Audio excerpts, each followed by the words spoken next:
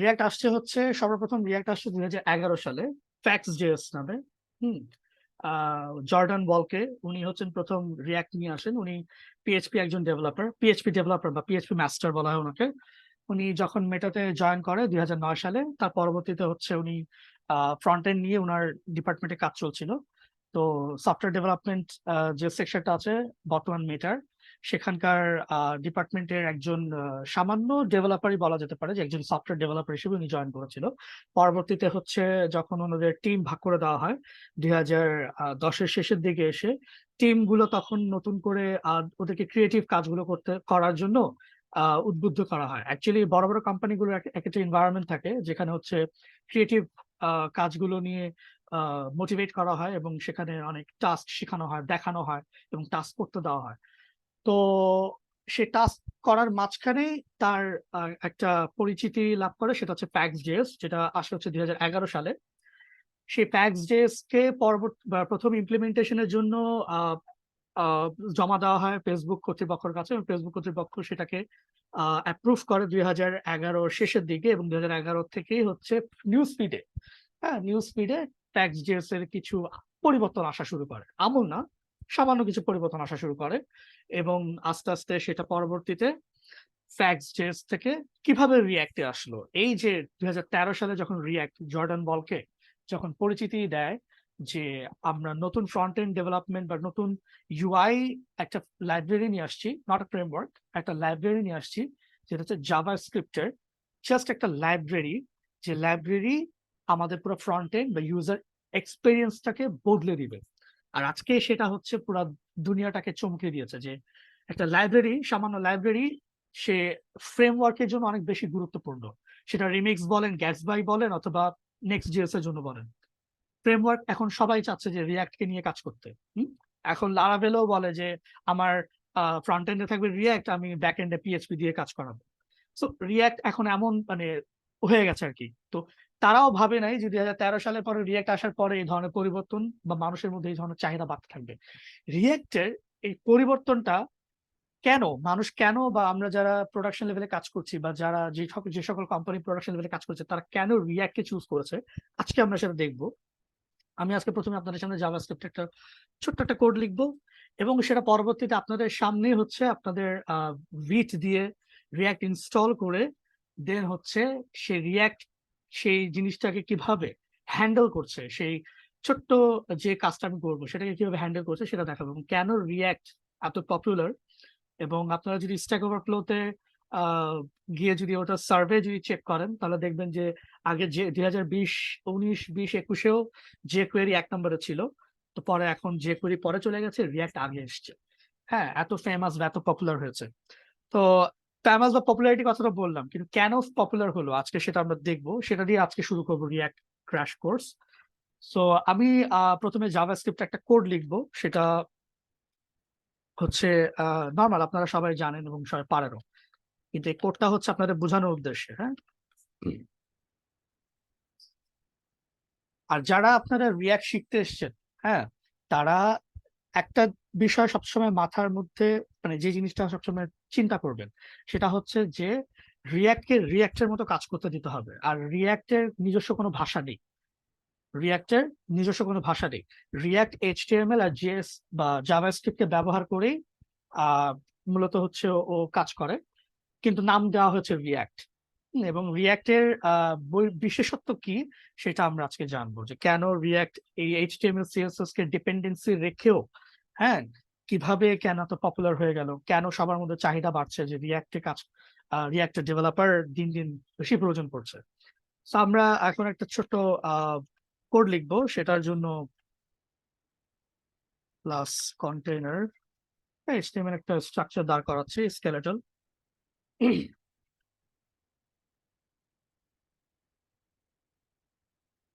আমরা অবশ্য কাউন্টার নিয়ে কাজ করেছি, রাইট, যে কাউন্টার কিভাবে কাজ করে। তো আমরা একটা কাউন্টার ক্রিয়েট করব। আপনারা আপনারা এর মধ্যে কি ভিট দিয়ে রিয়াক্ট ইনস্টল করে কাজ করেছেন বা দেখেছেন, চেক করেছেন? জি প্লিজ ভাই, প্লিজ। আমি করে। আচ্ছা, ভিট দিয়ে ইনস্টল করেছেন না? দেখেছেন যে ভিটটা যখন আপনি npm রান dev যখন আপনি আহ ইয়ে করেন, কমান্ড যখন দেন টার্মিনালে, হুম।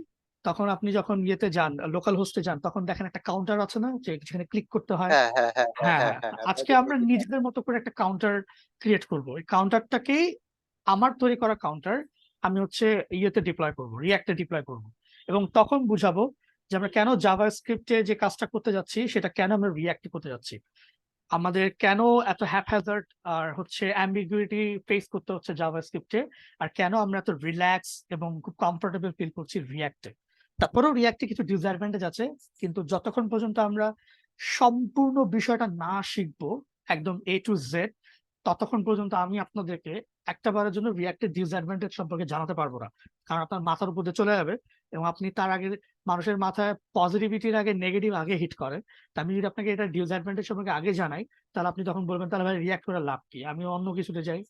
তো এই জিনিসটা যাতে না কাজ করে, যার তার কারণে আমি আপনাদেরকে পুরোটা বিষয় আগে জানিয়ে শিখিয়ে পুরো ক্লাস শেষে কোনো একটা দিন আমি আপনাদের হচ্ছে এটার ডিসঅ্যাডভান্টেজ সম্পর্কে জানাবো, যে কখন আপনাদের রিয়াক্ট ইউজ করা থেকে কিছুটা কিছুটা পিছিয়ে আসতে হবে, এবং কখন আমরা অন্য ফ্রন্ট এন্ডে দেখবো কোন জায়গাটায় রিয়াক্ট মার খেয়ে যাচ্ছে। এই জায়গা এগুলো নিয়েও আমরা আলোচনা করবো। বাট এটা কোনো বিষয় না। ওই বিষয়টা হচ্ছে অ্যাকচুয়ালি আমরা যদি আমাদের মতো করে, আমরা যদি যে ইউজার বা ক্লায়েন্ট যে রিকোয়ারমেন্ট, সেটাকে যদি আমরা যদি অ্যাকোয়ার করি এবং সেটাকে যদি ধরে আমরা কাজ করি, তাহলে আমার মনে হয় না সেই ডিসঅ্যাডভান্টেজ গুলো আমাদের চোখে পড়বে। তারপর আমাদের অ্যাজ এ ডেভেলপার গুলো জানা উচিত। আচ্ছা, আমি এখানে দেখেন, আমি এখানে এটার একটা ছোট বয়লার প্লেট নিয়েছি এবং এটা একটা স্কেলেটাল, মানে স্কেলেটন দাঁড় করিয়েছি। আমি অলরেডি সিএসএস লিখে রেখেছিলাম আপনাদের সুবিধার্থে। তো আমি যদি এখন লাইভে যাই, হ্যাঁ আমি এখন যদি লাইভে যাই তাহলে আমরা দেখতে পারবো। ও, তার আগে যেটা হচ্ছে, আমি তো সিএসএস হচ্ছে আহ আচ্ছা, এখানে দেখেন। আচ্ছা, আমি আমার সিএসএস টা অ্যাড করে নেই।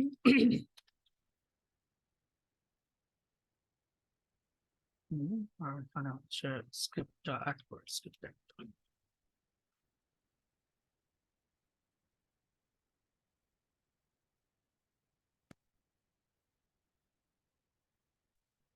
হুম, দেখেন এখানে। আচ্ছা, সিএসএস টা কন্টেনার,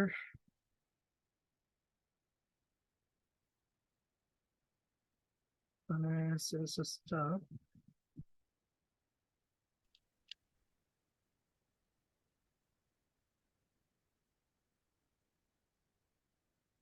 এর,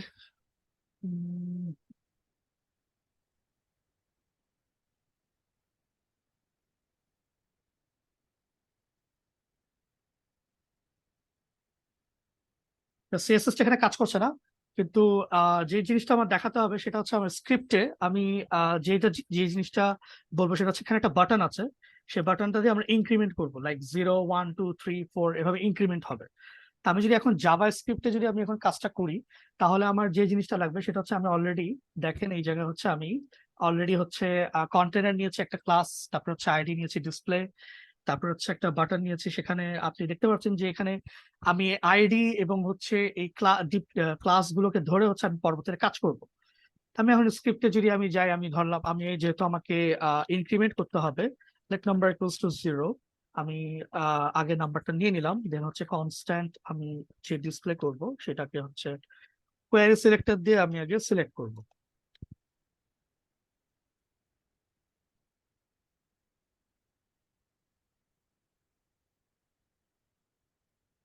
এবং এখানে হচ্ছে আমার বাটনটা লাগবে।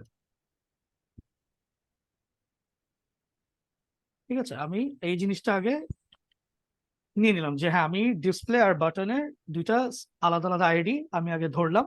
এখন আমাকে তো হচ্ছে নাম্বারটাকে শো করাতে হবে, যে ক্লিক করার সাথে সাথে হচ্ছে আমার নাম্বারটা শো হবে। তা আমাকে এখানে কি করতে হবে, লিসেন, অ্যাড মানে ইভেন্ট লিসেন করতে হবে। তো লিসেন করতে হবে কিভাবে, বাটনে, যখন আমি বাটনে ক্লিক করব তখন আমার ইভেন্ট ফায়ার হবে, এবং হচ্ছে এই যে ডিসপ্লেটা, এই ডিসপ্লেতে হচ্ছে নাম্বারটা ওভাররাইড হবে। লাইক আমি যখন এখানে হচ্ছে আমি যখন ক্লিক করব, আমার এই নাম্বারটাও সাথে সাথে কি আপডেট হবে। আমি যদি এখন এখানে যদি আমি অ্যাড ইভেন্ট বাটন দিয়ে হচ্ছে অ্যাড ইভেন্ট লিসেনার দিয়ে যদি আমি কাজ করি, দেখেন এখানে আমি ক্লিক ইভেন্ট ফায়ার করতে চাচ্ছি এবং একটা অ্যানোনিমাস বা ফ্যাট অ্যারো বা ফাংশন যেটাই বলি না কেন, অ্যারো ফাংশন নিচ্ছি। সেখানে আমি করলাম কি নাম্বার প্লাস প্লাস, আমি নাম্বারটাকে ইনক্রিমেন্ট করে দিলাম।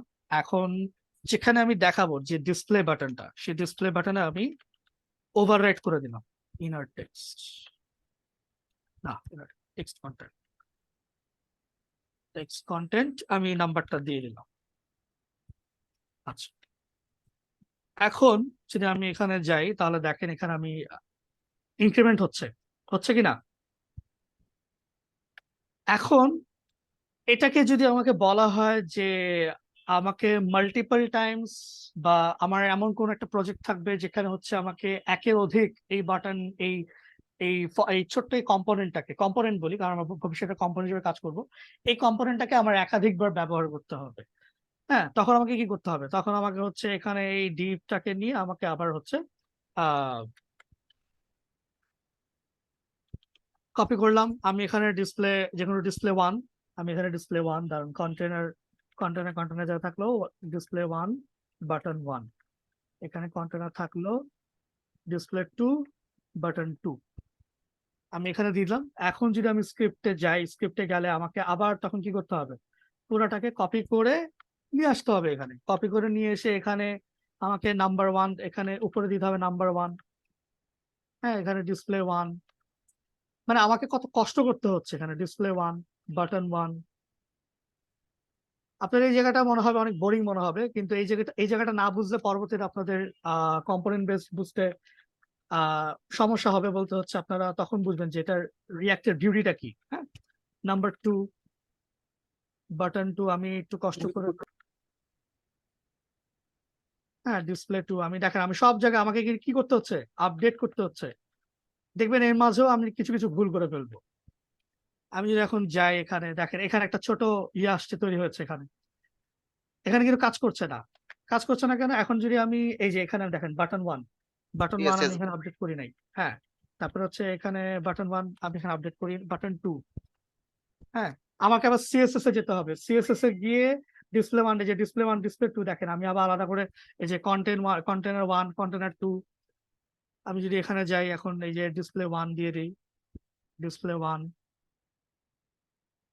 বাটন ওয়ান অ্যাক্টিভ, আমার হচ্ছে আহ মানে কত কষ্ট করতে হচ্ছে, আমি নিজেও আমার কাছে খুব বিরক্ত মনে হচ্ছে। বাটন টু, এই যে আমি এগুলো করে দিলাম, আমাকে এখন এটা, আমি যদি এখন যাই দেখেন এখন এই যে আমাকে কি মানে ব্যাপারটা বুঝেন, আপনি এখানে যখন কাজ করছেন জাস্ট জাভাস্ক্রিপ্ট ব্যবহার করে আপনাকে বারবার রিপিট করতে হচ্ছে কোন একটা কম্পোনেন্টকে, তখন আপনাকে কি করতে হচ্ছে, এগুলো বারবার কপি করতে হচ্ছে।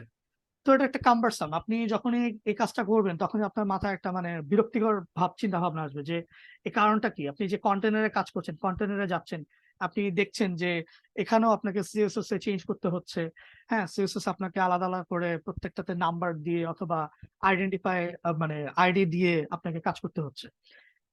এই অ্যাম্বিগুইটি থেকে বাঁচার জন্য, এই যে মানে একটা যে কি বলে বিরক্তি, এই বিরক্তি থেকে বাঁচানোর জন্য আমার কাছে মানে আমার কথাগুলো, যে আমি যখন কাজ করছিলাম আপনাদের কাছেও বিরক্ত লেগেছিল যে দূর ওটা কি কি করছে।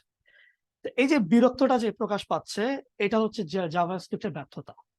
এই ব্যর্থতা থেকে বেঁচে আসার জন্য রিয়্যাক্ট আমাদেরকে ছোট্ট একটা বিষয় নিয়ে আমাদেরকে ধারণা দিয়েছে, যেটার নাম হচ্ছে কম্পোনেন্ট।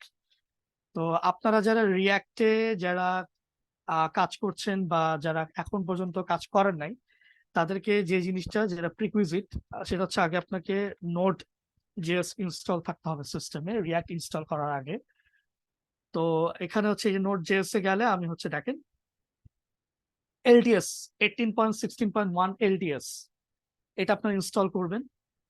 আশা করি সবাই এটা ইনস্টল করে রাখবেন। আমি যদি এখন ইনস্টল করে দেখেন আমার এখানে লিনাক্স, যেহেতু আমার লিনাক্স বেস দেখাচ্ছে। আপনারা যারা উইন্ডোজ বা যারা ম্যাক ইউজ করেন তাদের জন্য আলাদা আলাদা প্ল্যাটফর্ম, সেখানে আপনি গেলেই দেখতে পারবেন। এই নোড জেএস এর এই প্ল্যাটফর্মটা আপনার আমার লাগবেই দুইটা কারণে, একটা হচ্ছে এনপিএম নোড প্যাকেজ ম্যানেজার, আর একটা হচ্ছে এনভিএম, হ্যাঁ নোড ভার্চুয়াল ম্যানেজার। আমার এই দুইটা জিনিস লাগবে। এনভিএম নিয়ে আমরা পরে কাজ করব, এনভিএম হচ্ছে বান্ডেলিং এর জন্য, ওয়েব প্যাক বা ভিট নিয়ে কাজ করার জন্য, ওটা আলাদা বিষয়। তো এনপিএম আমার লাগবে হচ্ছে প্যাকেট ম্যানেজারের জন্য, যেটার জন্য হচ্ছে আমার, যেটা দিয়ে আমি হচ্ছে পরবর্তীতে রিয়্যাক্ট ইনস্টল করতে পারবো। আচ্ছা, আপনারা কি রিসেন্টলি কি রিয়াক্ট জেএস এর ইয়েতে কখনো গেছিলেন, মানে রিয়াক্টের যে সাইটটাতে দেখছেন, এখানে গিয়ে রিয়াক্ট ডেভ কখনো? বলতে হবে এখন। দেখছেন যে মানে কত বিউটিফুলি ওরা ক্রিয়েট করছে এই জায়গাটা, যে দেখেন এটা ওদের ইন্টারফেসটা ওরা বলে দিচ্ছে যে the library for web and native user interface. ওরা ইউজার ইন্টারফেস ছাড়া কোনো কাজই করে না।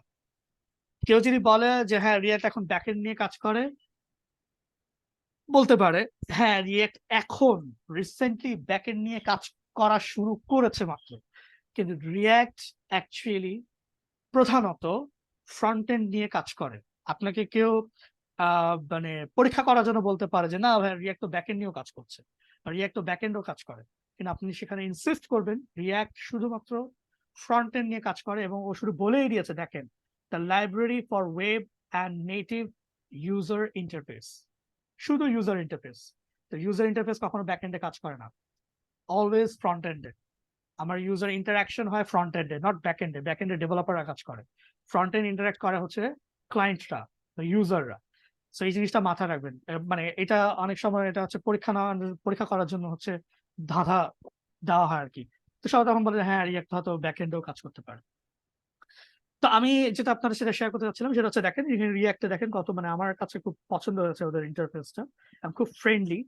ফ্রেন্ডলি মিনস হচ্ছে আপনারা যদি মনে করেন কেউ যদি চান যে আপনারা ভাই আমি আপনার কাছ থেকে রিয়াক্ট শিখবো না, রিয়াক্টের যে টিউটোরিয়াল আছে আমি সেখান থেকে শিখবো, আপনারা চাইলে এখান থেকেও শিখতে পারেন। এখান থেকে এখানে এসে ইন্টারাক্টিভিটি প্লাস হচ্ছে ওদের কম্পোনেন্ট যে রেগুলারিটি সেগুলো নিয়ে আপনি আপডেট পাবেন প্রতিনিয়ত, এবং আপনি সেখানে ছোট ছোট করে হ্যাঁ শিখতে পারবেন। রিয়াক্ট দেখেন ওরা ওরা ফুল স্ট্যাক ফ্রেমওয়ার্ক নিয়ে আসছে। ফুল স্ট্যাক ফ্রেমওয়ার্ক হচ্ছে ওরা ব্যাকএন্ড আগে থেকেই তৈরি করে রাখবে, আপনাকে হচ্ছে জাস্ট হচ্ছে রিয়াক্ট ফ্রন্ট এন্ডে হচ্ছে ডিপ্লয় করতে হবে, আর ব্যাকএন্ডে আপনার যতটুকু কাজ প্রয়োজন আপনি ততটুকু করে দিবেন। হ্যাঁ, তো আমরা যদি এখন রিয়াক্ট যদি ইনস্টল করতে যাই, তো আমাকে অবশ্যই একটা টার্মিনাল, ইন্টিগ্রেটেড টার্মিনাল লাগবে।